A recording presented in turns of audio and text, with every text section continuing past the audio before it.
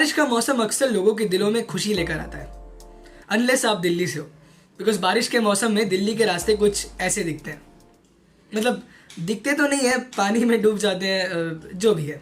ऐसे ही 2016 में जब यूनाइटेड स्टेट्स के former secretary of state John Kerry साहब हिंदुस्तान आए थे तो धौला कुआं के पास उनका मोटरकेट पानी में फंस गया था। इन सब को देखने के बाद मन सिर्फ एक ही बात कहता है, गजब बेइज्जती है। दुनिया के सबसे बड़े लोकतंत्र की राजधानी नई दिल्ली और उसकी इतनी बुरी हालत। लेकिन क्यों भाई?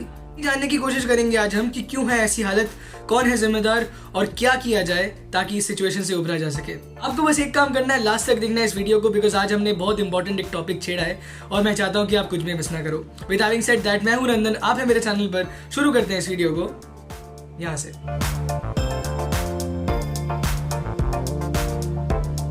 शुरू करते हैं दिल्ली के मैप से। ये है दिल्ली और यमुना नदी दिख रही होगी आपको।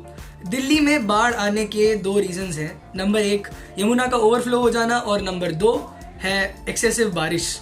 अब यमुना का ओवरफ्लो हो जाना लास्ट 1978 में हुआ था, जब यमुना के ओवरफ्लो हो जाने की वजह से दिल्ली में बाढ़ आई थी। उसके बाद से आज तक जब भी हम देखते हैं कि दिल्ली में बाढ़ आई है, उसका कारण होता है एक्सेसिव बारिश। ये तो इधर उधर के रीजंस है, लेकिन असली रीजन जो है वो ये है कि दिल्ली का ड्रेनेज सिस्टम बुरी तरह से फेल हो जाता है जब भी बारिश होती है। ज्योग्राफी की बात कर ही रहे थे तो एक बात बता दूं कि ज्योग्राफिकली देखिए तो दिल्ली के पास एक एडवांटेज है। वो ये है कि दिल्ली का जो वेस्टर्न साइड है, वेस्टर्न दिल्ली जो है वो यमुना से ग्रेटर हाइट पर है, जिसके चलते यमुना की तरफ एक स्लोप मिल जाता है और पानी को बहाना आसान होता है।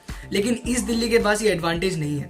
अब बाढ़ कैसे आती है उसके बारे में थोड़ा बहुत हम लोग जान लेते हैं। अब होता क्या है कि जब बारिश होती है तो ज़मीन खुद भी काफ़ी पानी सोख कर लेती है, और जो पानी सोख हो जाता है वो तो ज़मीन के अंदर चला जाता है, लेकिन जो पानी सोख नहीं होता उसे हम रन ऑफ वाटर कहते हैं, रन ऑफ। और इस रन ऑफ वाटर को रास्तों या दूसरे शहर के पार्ट से नदी तक लेके जाने का काम होता है स्टॉर्म वाटर ड्रेन्स का। वैसा है कि दिल्ली में स्टॉर्म वाटर ड्रेन्स तो मौजूद है, लेकिन ये काम नहीं करती। मतलब करती तो है, लेकिन जब असली टाइम आता है काम करने का तो नहीं करती। और ये काम ना होने के रीज़न बहुत सारे हैं, लेकिन जो मेन रीज़न है वो ये है कि इन स्टॉर्म वाटर ड्रेन्स में सिल्ट जमा हो जाता है, जिनमें से सीवेज नंबर 1 पर आता है। मतलब ये जो है ड्रेन्स को चोक कर देती है। लेकिन जब ये प्रॉब्लम हमारे सामने है तो ये भी जानने का मन करता है कि सरकार क्या करती है। बताऊंगा बाद में। एक्चुअली क्या हुआ था कि दिल्ली के इस ड्रेनेज सिस्टम को सॉल्व करने के लिए 1976 में लास्ट एक प्लान बनाया गया था, जो मतलब 76 से अभी माइनस करके देखें तो 45 साल हो चुके हैं। 45 साल पहले एक ड्रेनेज मास्टर प्लान बनाया गया था, जिन ड्रेन्स की बदौलत ही दिल्ली का ड्रेनेज सिस्टम आज भी चल रहा है। 1976 में जब ये मास्टर प्लान बनाया गया तब दिल्ली की आबादी करीब 50 लाख थी। आज 45 साल बाद दिल्ली की आबादी 3 करोड़ से भी ज़्यादा हो चुकी है, मतलब 6 गुना से ज़्यादा आबादी बढ़ चुकी है। और आबादी बढ़ी है तो पेव्ड एरिया भी बढ़ा है, मतलब जहाँ पर नॉर्मल मिट्टी हुआ करती थी अब वहाँ सीमेंट है। तो ऐसे चलते क्या होता है कि पानी को सोख करने की क्षमता कम हो जाती है। उसकी एक जगह पर रन ऑफ वाटर पहले 50% हुआ करता था, अब वहाँ पर 90% होता है, तो पानी ज़मीन के ऊपर ही रह जाता है। और जैसे जैसे दिल्ली का साइज़ बढ़ा, पानी की खपत भी बढ़ी है, और क्लाइमेट चेंज होने की वजह से दिल्ली में जो है अब बारिश पहले से ज़्यादा होती है। और पिछले 45 साल में हिंदुस्तान ने 12 प्रधानमंत्री बदले हैं, लेकिन दिल्ली ने अपना ड्रेनेज सिस्टम अभी तक नहीं बदला।